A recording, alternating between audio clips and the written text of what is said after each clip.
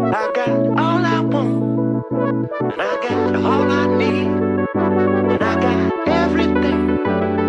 I got you and me.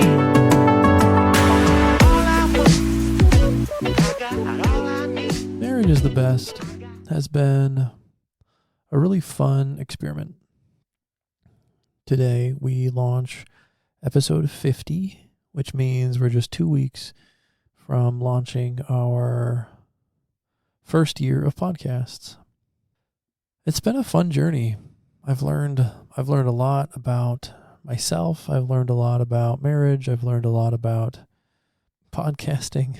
I've learned a little bit about editing and noises and sounds. And it's been a fun journey. It's weird to think that I've done something every week for a year, because that is not normally who I am as a person. I'm not a stick to it, week by week, day by day kind of individual. And so to have committed to doing a pod every week for a whole year and getting it done, even if we've had to be a little bit flexible with a Monday or Tuesday release here and there, it's been a lot of fun. The biggest benefit that I've seen in doing the podcast is that I've been able to refine my ideas. I've been able to reflect on and think through different principles in marriage, and I've been able to reflect on my own relationship and our relationship story, as well as developing the sustainable systems model for marital work. And, it's interesting. It's difficult to build an audience. It's difficult to build something that people want to listen to, that they'll benefit from, that is both entertaining and informative. And it's difficult to do, making it sound good with levels and on all of those things. It's been a fun thing to learn, and it's a lot harder than I thought that it was. It's a lot harder to kind of speak through ideas in my head into something that you can listen to and understand and, heaven forbid, benefit from. And so it's been a really interesting, fun year, to say the least. As a part of our Facebook group, we had someone mention the idea of couples relationships and struggling to find friendships that were within a couple, right? And it's interesting. Everything is interesting, I suppose. But thinking about what does it look like to have a friendship, a depth of relationship with another couple, I was reflecting on Becca and my story and the history of our relationships, how they've changed over time, and what friendship has looked like for the two of us, both as individuals and as a couple.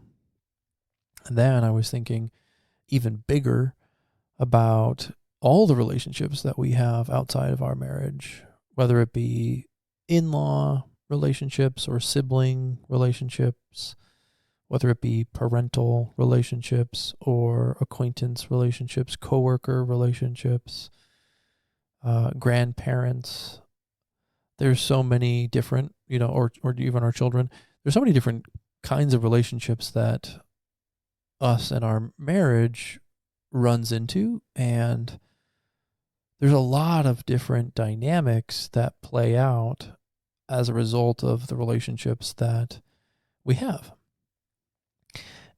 It struck me that so many times through an intake process, I'll be talking with a couple or an individual kind of through their story and, what brings them into counseling and all of those good things.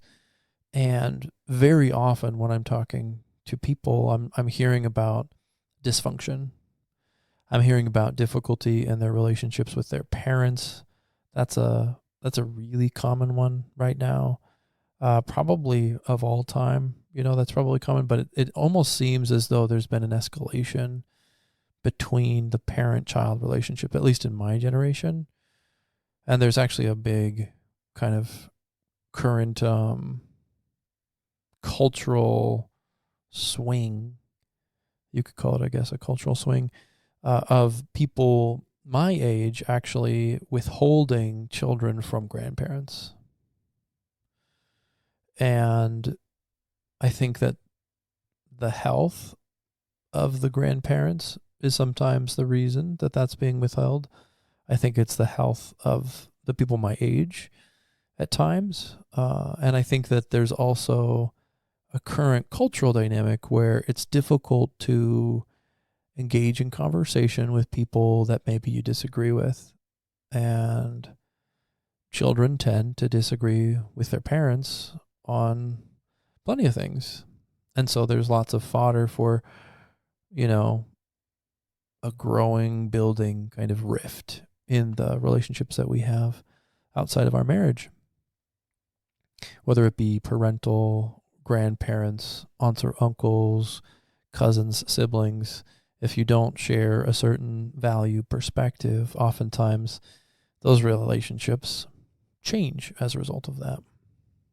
At least in our current state of things.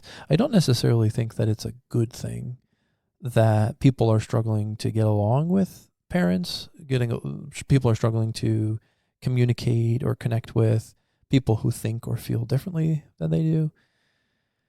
That seems like we're traveling in the opposite direction than we should be. We're traveling in a direction that isn't necessarily like helpful or productive or even healthy. And so that kind of, I don't know, that is a current phenomenon that seems to be building. And a lot of people are wounded by it, right? The kids that are withholding are obviously wounded or something's going on within their framework. And then the parents are wounded from the fact that their grandchildren are being kept from them. So that's something that I'm actually seeing a lot of these days. I hear a lot about dysfunctional siblings. Everybody seems to have, one or two dysfunctional siblings. And so that's normal. It's one of those things that is so common and is almost expected in almost all of my conversations. Just that, there's somebody that's really struggling and had a rough go or is struggling in their mental or maybe even in their chemical health. And then the in-laws, your relationships with your significant other's parents, that's always been kind of a tropish, difficult thing to navigate. That's one that I think we've all heard of in some way, shape, or form, whether through conversation or media or something, that, in-laws are difficult and can be very difficult. My wife is extremely blessed with an incredible mother-in-law. I am blessed with a fantastic mother-in-law and a fantastic father-in-law. And I'm actually very, very grateful for them and for Becca's two grandparents, who are wonderful and are kind of nearing the end. And so we're doing some good things to just reach out and stay connected to them as they're kind of nearing the end. Actually, this weekend we had a really, really interesting experience where we got to celebrate Grandma, one of Becca's grandmas. And it was really beautiful because more people were at Grandma's house this last Saturday than I have ever seen in my life. And you could just tell that she had been inundated with cousins and siblings and her children and their children and their children. And it was really fun to connect with her. She's very much herself. Her mind is very much all there, but her body is, it's failing her, and she's really gracious about it. She is so strong and was recently put on hospice, and And so, yeah, we're kind of processing through both the loss of grandma on the other side of Becca's family, and now this side. And so it's been good because it's been a very connecting thing for Becca and I, from my perspective, to join in. We made a few trips out to see grandma in California before she passed, and we're just making an intentional effort to connect with the grandma that's still here on her side. So there's all these different kinds of relationships that we have access to, and so many of them impact our marriages, whether it be your parents and their dysfunction, your siblings and their dysfunction, or friendships. A lack of friendships is a really detrimental thing just to an individual person. Our children are another opportunity for relationship outside of our marriage. I would say that the relationship with children is built off of the foundation of the marriage. And so I would place them outside of that connection. The marital connection is so important that it kind of, because it's the foundation, it's the thing that needs to be taken care of in precedence. It's the thing that takes precedence and priority in the family. And if you take really good care of your marital relationship, then your children get to see, obviously that they're not the center of the universe. They get to see that mom and dad are a unified front for all things. And when that's the foundation, it creates a safer, healthier, developmental kind of place for them to then learn and grow and develop and change. It also provides them a healthy foundation once they've launched off of your foundation of the marriage, to come back to. So if you provided them a really firm foundation of marriage, this is what marriage looks like, and then obviously loving and connecting and developing their relationship with your kids, and then they leave, if that foundation is really strong, they're going to want to come back to it, both because of the relationship that you've built, but also because of the foundation that you were, that you represented to them. At least that would be part of the theory. Who knows? Who knows what's going to happen in the next 20 years to our culture. And that's actually one of the things that we set out to do as we entered into this process of podcasting, was what does it look like to update culture and cultural conversations when it comes to marriage. And I don't know if you can really, we definitely have tried to have helpful cultural conversations, but impacting culture that's a big deal. It makes me think of Charlie Kirk and how he impacted culture, and how his marriage, his parenting, his work, his unrelenting kind of a dedication to speaking his political perspective and engaging with people in honest and polite, dialogue, whether it be on a college campus or giving a speech or whatnot. He obviously was a very important cultural figure and had a huge impact on the culture and on young people. And if we could somehow impact young people's perspective on what it looks like to choose marriage, why choosing marriage is such an incredible and wonderful blessing, and then equip them for crafting really, really solid foundations of marriage in their relationships, I think that would probably be one of the most impactful cultural movements that could just kind of that could go through our world. And I really believe in that. I really believe in the cultural relevance of the marital relationship. And if we could have and build and encourage the systemic change, the systemic revolution, where people take really good care of their marriages, they understand what it takes, what the system requires, they submit to that, they really dedicate themselves to building a really strong marital foundation.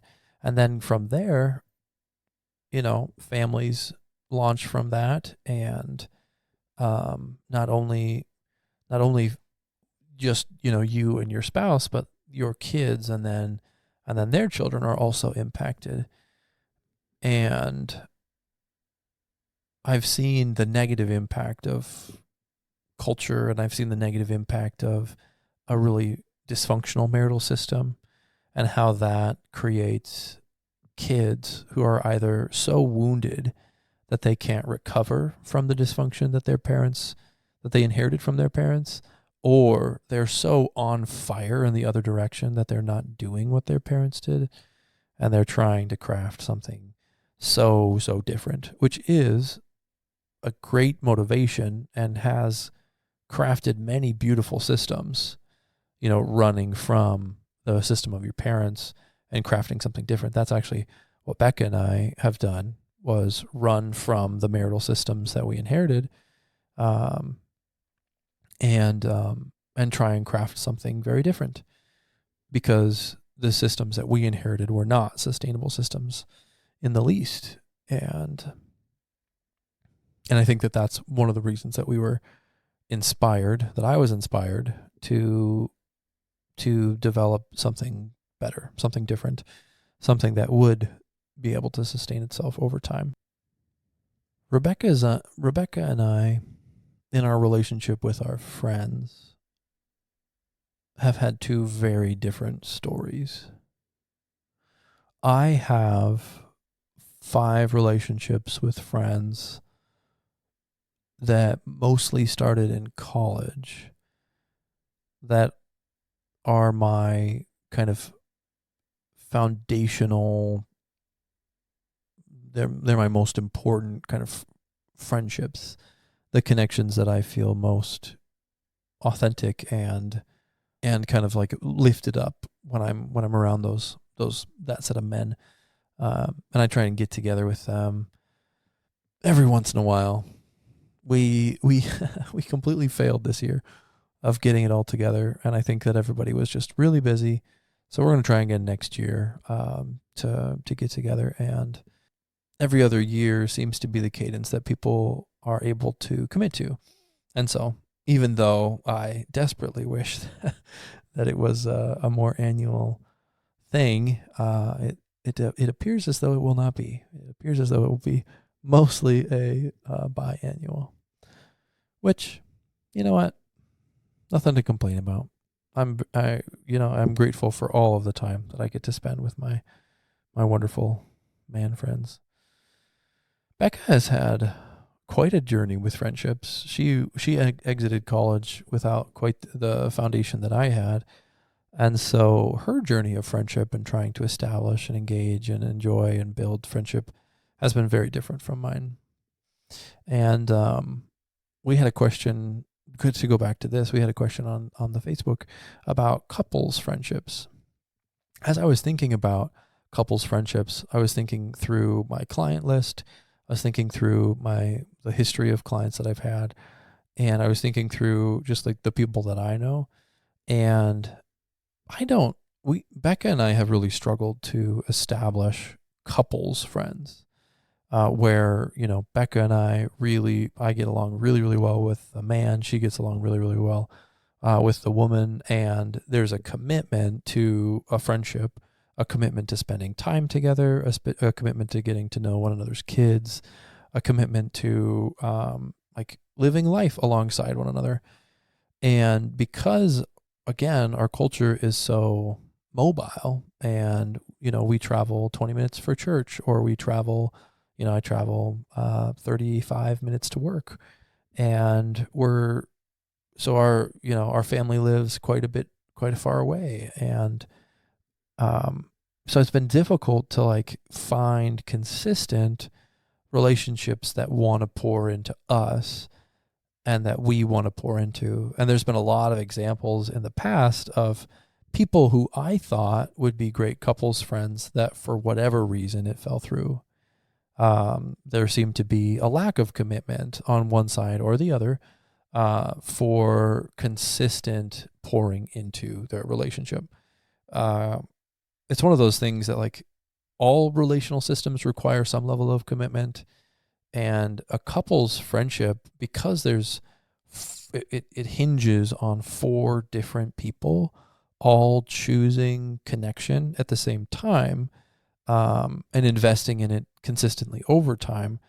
That seems incredibly rare to me, that you would have 4 wills, 4 minds, 4 different people, personalities, perspectives, all come together and create kind of a strong relational foundation and then commit to it.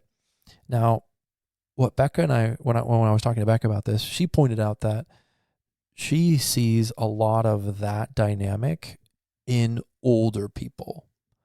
So we have some older people, that's not meant to be offensive, but yes, older people in our lives and in our spheres that have held on to relationships and couples relationships over a long period of time. It seems to be people who have plugged into a church environment or some sort of faith group, that they have stuck with that same faith group over a long period of time and have just committed to meeting, on a weekly or biweekly or monthly basis. They meet that way very consistently. They have shared values and interests that kind of forge that foundation and allow for them to kind of build up from it. And so there's this like group of people who are committed to doing that regularly. And that's rare. It's really rare. And I think with the age of social media and cell phones, I think that it's even more rare, because if I can call up my friends that live in, Tennessee, North Carolina, an hour north of me, an hour south of me, and Montana, not Wyoming, right? It could be Wyoming. If I can just call up my friends on the phone in all of those places, and connect with my friends and kind of fill that bucket for myself, then I have less of a need, less of a drive, less a desire to pour into and plug into friendships that are close by.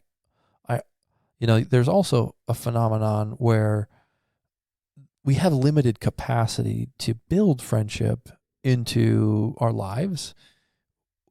Friendship only holds so much. We can only hold so many like people in our inner circle, people in the secondary circle, like a friendship circle, and then people in the tertiary circle, which is more of like an acquaintance type sphere. And because there's limited room in each of those spheres of influence, and people move around, so they can kind of move from, the friendship back out to the acquaintance during different seasons of their lives, different seasons of their capacity to invest into a friendship. Just because we've attended the same church for like 11 years doesn't necessarily mean that our closest friends or the inner circle of our lives is filled up with the people that we go to church with. The inner circle of our lives are filled up with one another, our closest friends, our family members, and then mentors, and maybe like 1 or 2 other people. And so those first 2 layers, you can think of it as like maybe like the inner circle might be 4, and then the secondary circle might be 12, which would be just like the layer for friendship. So you can have 4 in the middle, and then maybe like 8 more. So like 12, and then maybe 30 people total that you can have like a meaningful relationship over time. We just don't have enough time, energy, effort, resources, desire, presence of mind to impact more people beyond that scope.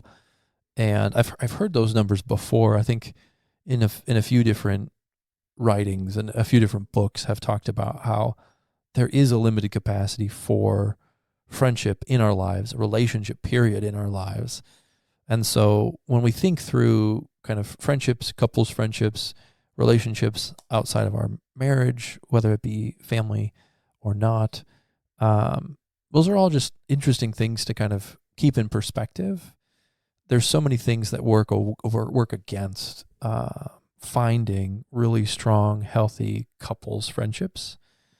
And I have found it to be more impactful and more likely to find and invest in friendships that either are long-standing or with individuals, same-sex individuals specifically, that are interested in pursuing and investing consistently over time. So I have probably 3 or 4 different guys at church that I can, get a late night half app kind of an idea on a Monday night, and then maybe like 1 or 2 at work.